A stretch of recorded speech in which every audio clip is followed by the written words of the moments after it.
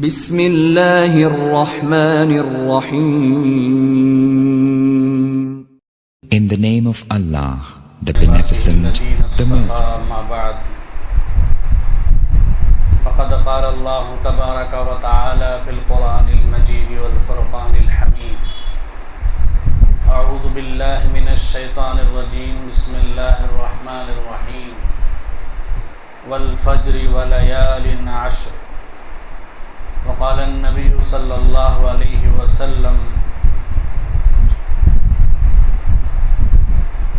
صوم يوم عرفة احتسب على الله أن يكفر السنة التي قبله والسنة التي بعده. صدق الله العظيم وصدق رسوله النبي الكريم ونحن على ذلك من الشاهدين والشاكرين. محترم بزرگوں اور دوستو، الحمدللہ ذی الحجہ کا چاند نظر آ گیا.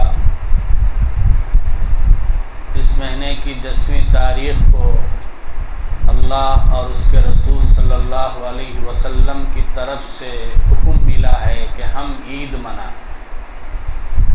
اس عید کو عید الاضحیٰ کہتے ہیں. یہ جو ذی الحجہ کے 10 دن ہیں، ان 10 دنوں کی بڑی فضیلتیں ہیں.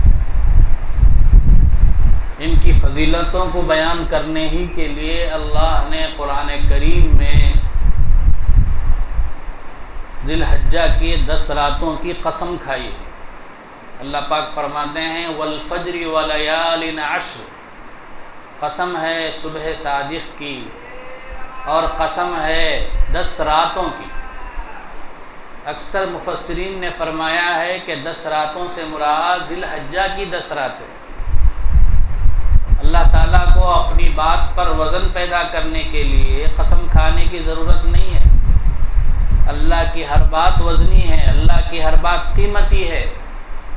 اللہ تبارک و تعالیٰ کسی چیز کی عظمت، فضیلت، اہمیت بیان کرنے کے لیے کبھی کبھار اس چیز پر قسم کھاتے ہیں. تو یہاں بھی ان 10 راتوں کی قسم کھا کر اللہ تعالیٰ یہ بتانا چاہتے ہیں کہ یہ 10 راتیں ذی الحجہ کے یہ 10 دن بڑے ہی افضل ہیں، بڑی ہی اہمیت کے حامل ہیں. حدیث پاک میں آتا ہے اللہ کے نبی صلی اللہ علیہ وسلم نے فرمایا جو شخص ذی الحجہ کے ان 10 دنوں میں ایک روزہ رکھے گا، اللہ تعالیٰ اس کو رمضان کے روزے کے برابر ثواب عطا فرمائے. اور ان 10 دنوں میں سے کسی ایک رات میں اگر کوئی شخص اللہ کو راضی کرنے کے لیے ثواب کی نیت سے عبادت کرے گا کسی ایک رات میں، تو اللہ تبارک و تعالیٰ لیلۃ القدر میں، شب قدر میں عبادت کرنے کے برابر ثواب عطا فرمائے. تو یہ مہینہ ایسی عظمت کا، ایسی اہمیت کا حامل ہے. اس لیے ہمیں ان دنوں کی قدر کرنی چاہیے. جتنا ہم سے ہو سکے کوئی بھی عبادت، چاہے نفل نماز ہو، چاہے قرآن پاک کی تلاوت ہو، چاہے ذکر و تسبیح ہو، چاہے صدقہ اور خیرات ہو، کوئی بھی عبادت جتنا بھی ہم سے ہو سکے ہمیں خوب کرنا چاہیے. حدیث میں آتا ہے اللہ کے نبی صلی اللہ علیہ وسلم نے فرمایا اللہ کو ان دنوں میں جو کوئی بھی عمل کیا جائے، کوئی بھی عبادت کی جائے اتنی پسند ہے اتنا کسی دوسرے دنوں میں پسند نہیں ہے، رمضان کے علاوہ. اب اس مہینے میں ہم پر چند احکام اللہ کی طرف سے لاگو ہوتے ہیں. ذی الحجہ کا چاند دیکھتے ہی سب سے پہلا حکم ہم پر یہ لاگو ہوتا ہے کہ ہم میں سے جو بھی شخص قربانی کرنا چاہتا ہو اس کے لیے مستحب ہے کہ وہ اپنے بدن کے بال، سر کے بال اور ناخن وغیرہ نہ کاٹے. یہ عمل مستحب ہے، فرض اور واجب نہیں ہے. لہذا اگر کوئی صاحب قربانی کرنا چاہتے ہوں اور وہ 1 تاریخ سے پہلے اگر اپنی بدن کی پوری صفائی کر چکے ہوں، بغل کے بال صاف کر لیے ہوں، ناف کے نیچے کے بال، شرمگاہ کے آس پاس جو بال ہوتے ہیں وہ بھی صاف کر چکے ہوں، ناخن کاٹ چکے ہوں، مونچھ وغیرہ کاٹ چکے ہوں، تو ان کے لیے مستحب ہے کہ وہ قربانی کرنے تک ایسے ہی چھوڑے رکھیں۔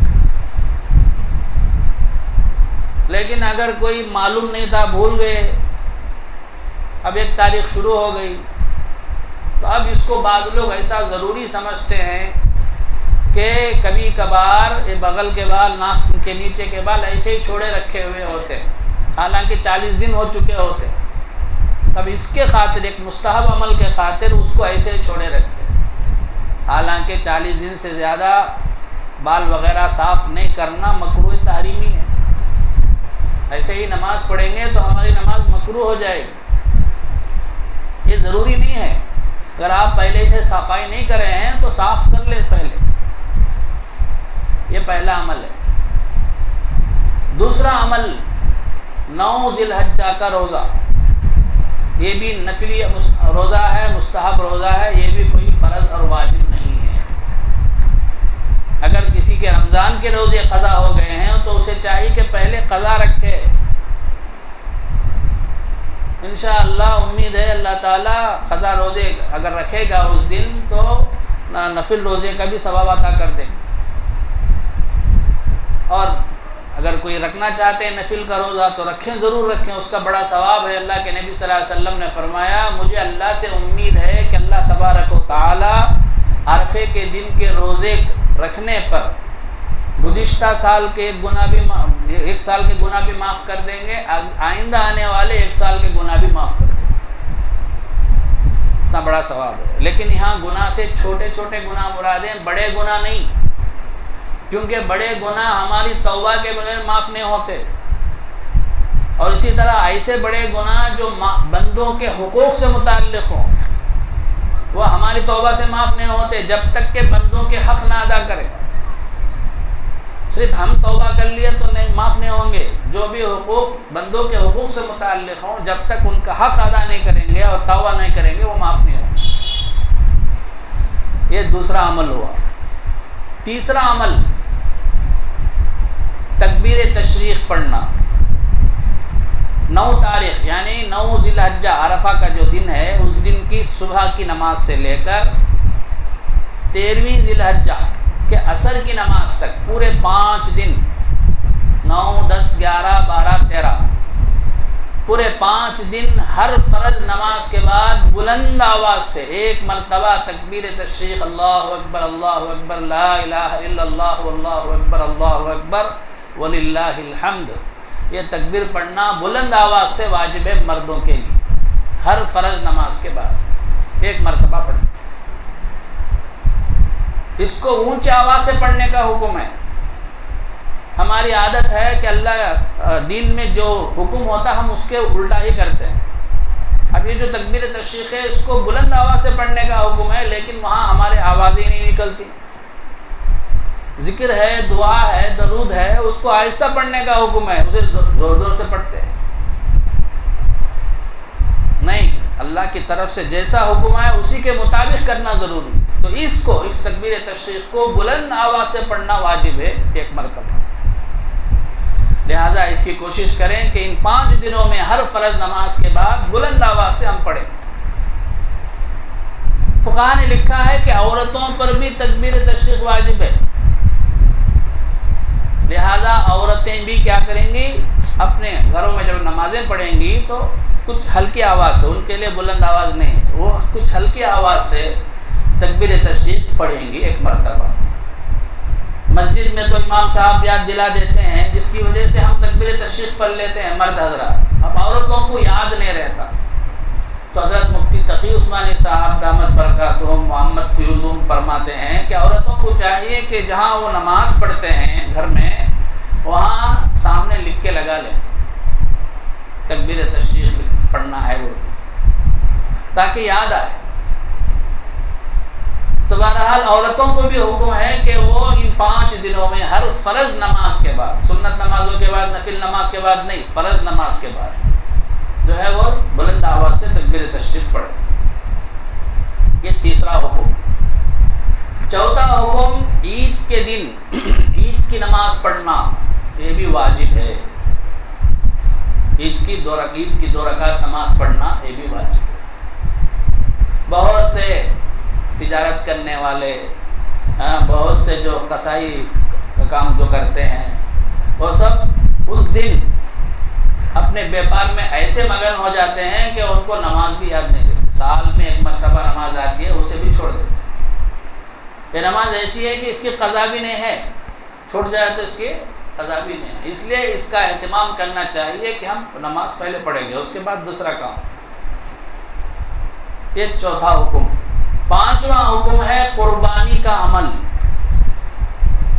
یہ بھی واجب ہے ہر اس شخص پر جو نصاب کا مالک۔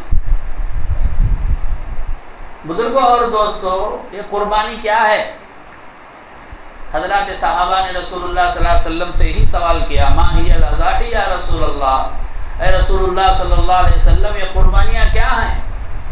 تو رسول اللہ صلی اللہ علیہ وسلم نے فرمایا، سنت ابیکم ابراہیم علیہ السلام، یہ قربانیاں تمہارے جد امجد حضرت ابراہیم علیہ السلام کی یادگار ہے۔ انہوں نے جو قربانی اللہ کے دربار میں پیش کی، اللہ کو ان کی قربانی اتنی پسند آئی کہ قیامت تک کے لیے اس عمل کو، اس سنت کو اللہ نے جاری کر دیا۔ ہر صاحب نصاب پر واجب کر دیا کہ وہ اپنی قربانی پیش کرے۔ سب کو معلوم ہے واقعہ، مختصر انداز میں بولتا ہوں۔ اللہ تبارک و تعالیٰ نے ابراہیم علیہ السلام کو بڑھاپے میں حضرت اسماعیل علیہ السلام عطا فرمایا تھا، بڑی دعاؤں کے بعد، بڑی تمناؤں کے بعد۔ تو اللہ تعالیٰ نے کئی طرح سے اس حضرت ابراہیم علیہ السلام کو آزمایا۔ جس قوم میں آپ پلے بڑھے، جس گھر میں آپ پلے، وہ سب بت پرستی کا گھر تھا، بت سازوں کا گھر تھا۔ پوری قوم بت میں، شرک میں مبتلا تھی۔ حضرت ابراہیم علیہ السلام نے وہاں بھی دین کی دعوت دی، توحید کی دعوت دی۔ ان لوگوں نے آپ کو آگ میں ڈالا، ابراہیم علیہ السلام نے اف بھی نہیں کہا۔ اللہ نے حضرت ابراہیم علیہ السلام کے لیے آگ کو گلزار بنا دیا، باغ بنا دیا۔ پھر اس کے بعد اولاد کی شکل میں اللہ نے آپ کو آزمائش میں ڈالا۔ جب اسماعیل علیہ السلام پیدا ہو گئے، بڑی تمناؤں کے بعد، بڑی آرزوؤں کے بعد، اور وہ بڑھاپے کے سہارے تھے، اتنے بڑے ہو گئے تھے کہ ابراہیم علیہ السلام کی انگلی پکڑ کر چلنے لگے تھے۔ ایسے وقت میں ابراہیم علیہ السلام کو صاف نہیں، صرف خواب میں دکھایا گیا کہ ابراہیم علیہ السلام اپنے بیٹے کو اپنے ہاتھوں سے ذبح کر رہے۔ یہ بھی ایک آزمائش تھی۔ انبیاء علیہ السلام کا جو خواب ہوتا ہے وہ وہی ہوتا ہے، وہی کے حکم میں ہوتا ہے، اللہ کی طرف سے وہ بھی ایک حکم ہے۔ ہمارا خواب، ہمارے خواب کی کوئی حیثیت نہیں، کوئی اہمیت نہیں ہے، لیکن نبیوں کا خواب سچا ہوتا ہے، وہ بھی ایک حکم ہوتا ہے اللہ کی طرف سے۔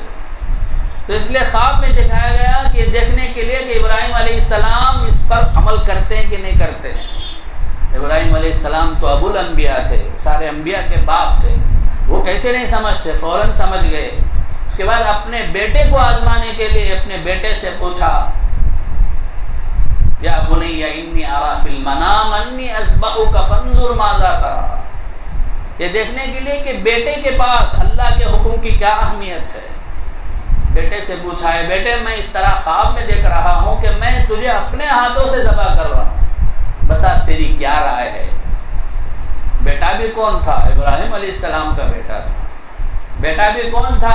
آگے جا کر بہت بڑا نبی ہونے والا تھا، ایسا نبی جس کی پشت سے سید الاولین والآخرین حضرت محمد مصطفیٰ صلی اللہ علیہ وسلم پیدا ہونے والے تھے۔ انہوں نے کیا کہا؟ قرآن کہتا ہے، اسماعیل علیہ السلام نے فرمایا، یا ابت افعل ما تؤمر ستجدنی انشاءاللہ من الصابرین، اے ابا جان، اللہ کا جو حکم ہے آپ اسے کر گزری، آپ مجھے صبر کرنے والا پائیں گے۔ آج کل کی اولاد ہوتی تو کیا کہتی باپ سے؟ اے ابا جان، میں نے کیا گناہ کیا، میں نے کیا غلطی کی؟ کیا دنیا میں کوئی باپ اپنے بیٹے کے گلے کو کاٹے گا؟ کیوں میری جان کے پیچھے پڑے ہوئے ہیں؟ پتہ نہیں کیا کیا بولتا، کہاں جاتا۔ لیکن وہ تو اسماعیل علیہ السلام تھے. فوراً کہا یا ابت افعل ما تؤمر ستجدنی انشاءاللہ من الصابرین. تو باپ بیٹے دونوں تیار ہو گئے. ابراہیم علیہ السلام نے حضرت اسماعیل علیہ السلام کو زمین پر ذبح کرنے کے لیے لٹا دیا. کہتے ہیں کہ اسماعیل علیہ السلام نے کہا کہ ابا جان آپ مجھے سیدھا چپکے یہ کیا ہے سیدھا مت سلائیے، اوندھا منہ سلا دیجیے، اس لیے کہ آپ ذبح کرنے کے لیے چھری چلائیں گے تو آپ کی نظر میرے چہرے پر پڑے گی، ہو سکتا ہے کہ آپ کا ارادہ بدل جائے، آپ مجھے اوندھے منہ لٹا دیجیے. چنانچہ باپ بیٹے دونوں تیار ہو گئے. تو اللہ نے اپنے فرشتوں سے کہا اے فرشتوں دیکھو میرے بندے میرے حکم کو لاج رکھ کر اپنے بیٹے کو، اپنے جگر گوشے کو، اپنے جگر کے ٹکڑے کو قربان کرنے کے لیے تیار ہو گئے ہیں. باپ اور بیٹا دونوں تیار ہو گئے. فلما اسلما وتلہ للجبین ونادیناہ یا ابراہیم قد صدقت الرؤیا انا کذلک نجزی المحسنین. اللہ نے کہا کہ بندوں نے اپنا کام کر دیا، اب میرا کام ہے، میں کروں گا. اللہ نے حکم دیا جبریل علیہ السلام کو آپ ڈمبا لے کر جائیے. چنانچہ ابراہیم علیہ السلام نے آنکھ بند کر کے چھری چلائی تو چھری تو چل گئی، لیکن آنکھ کھول کر دیکھا تو اسماعیل علیہ السلام صحیح سالم ہنستے ہوئے کھڑے تھے اور وہاں پر ڈمبا ذبح ہو کر پڑا. تو اللہ نے کہا وَنَادَيْنَاهُ يَا إِبْرَاهِيمُ قَدْ صَدَّقْتَ الرُّؤْيَا. ہم نے ابراہیم علیہ السلام کو آواز دیا ابراہیم آپ نے اس خواب کو سچا کر کے دکھایا. إِنَّا كَذَلِكَ نَجْزِي الْمُحْسِنِينَ وَفَدَيْنَاهُ بِذِبْحٍ عَظِيمٍ وَتَرَكْنَا عَلَيْهِ فِي الْآخِرِينَ. ہم نے تمہاری اس سنت کو قیامت تک آنے والوں میں چھوڑ دیا ہے. تو بزرگوں اور دوستو یہ ہے قربانی کی تاریخ، یہ ہے قربانی کی حقیقت. ان دنوں میں دو عمل ہوتے ہیں، ایک ہے حج کا عمل اور ایک ہے قربانی کا عمل.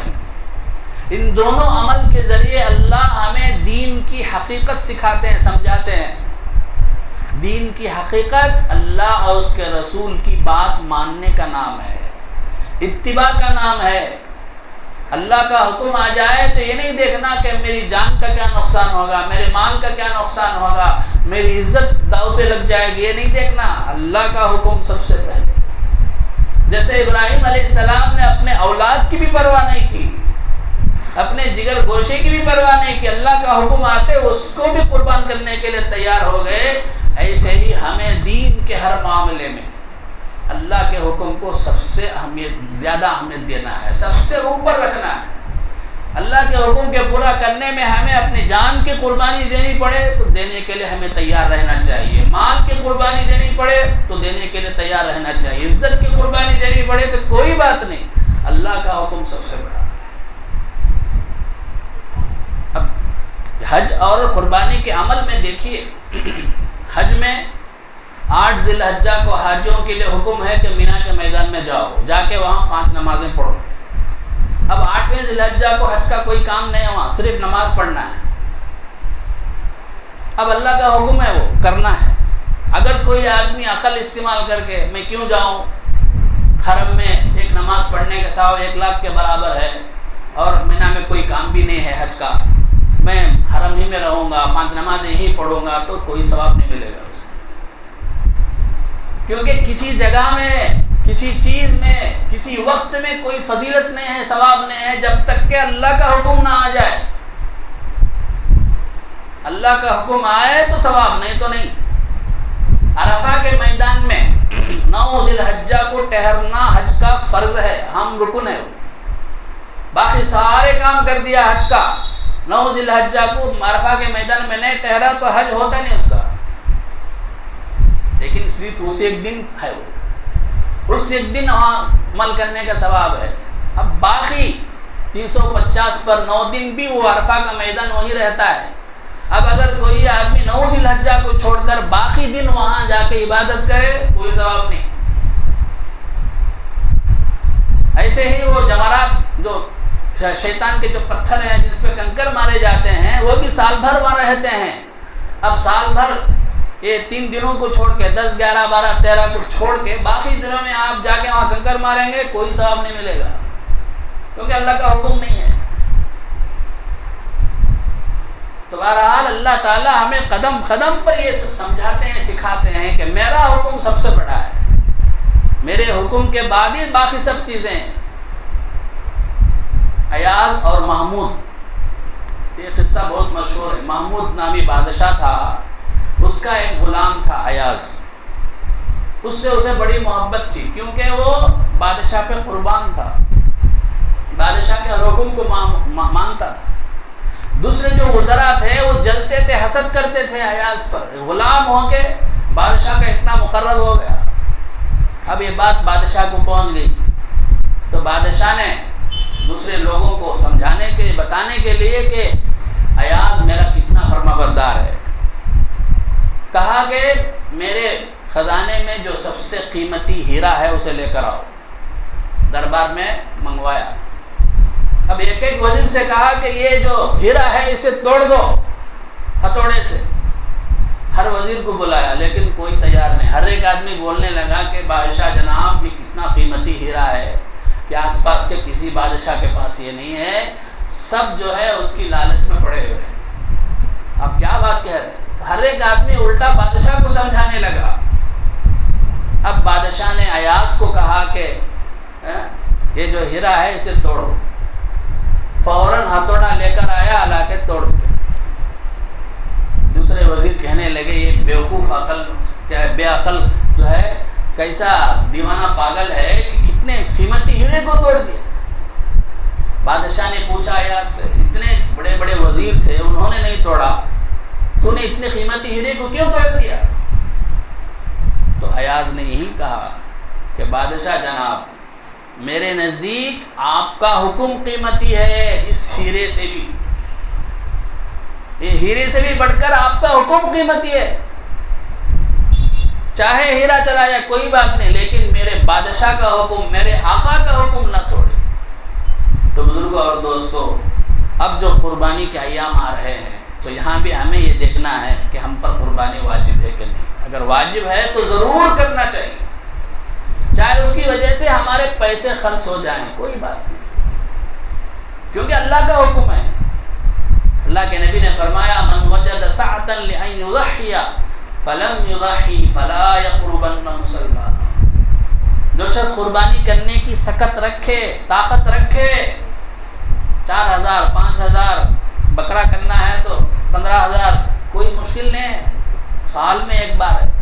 اگر کوئی رکھتا ہے طاقت پھر بھی نہیں کرتا ہے تو وہ ہمارے عیدگاہ کو نہ آئے۔ اتنی بڑی وعید ہے، اللہ کے نبی صلی اللہ علیہ وسلم کہہ رہے ہیں کہ ہماری عیدگاہ کے قریب بھی نہ۔ اس لیے اللہ نے جس کو بھی طاقت دی ہے، حیثیت دی ہے، ضرور قربانی کریں۔ واجب ہے یا نہیں ہے مسئلہ معلوم کریں، اگر دے سکتے ہیں تو واجب نہیں ہو تو بھی دیں، کیونکہ اتنا بڑا ثواب ہے۔ حدیث میں ہے کہ قربانی کے جانور کے اوپر جتنے بال ہوتے ہیں اتنے بال کے برابر اللہ ثواب دیتے ہیں۔ قیامت کے دن آخرت میں ہمیں ایک ایک نیکی، ایک ایک ثواب کی قدر معلوم ہو، اس لیے سب موقع ہے نیکیوں کو اپنے اعمال نامے میں جمع کرنے کا۔ اللہ تبارک و تعالی مجھے بھی آپ کو بھی خوش دلی کے ساتھ، اطمینان کے ساتھ، راضی ہو کے اللہ کے حکم پر، اللہ کے حکم کو مانتے ہوئے اس عمل کو کرنے کی توفیق عطا فرمائے۔ آمین۔ وآخر دعوانا الحمدللہ رب العالمین۔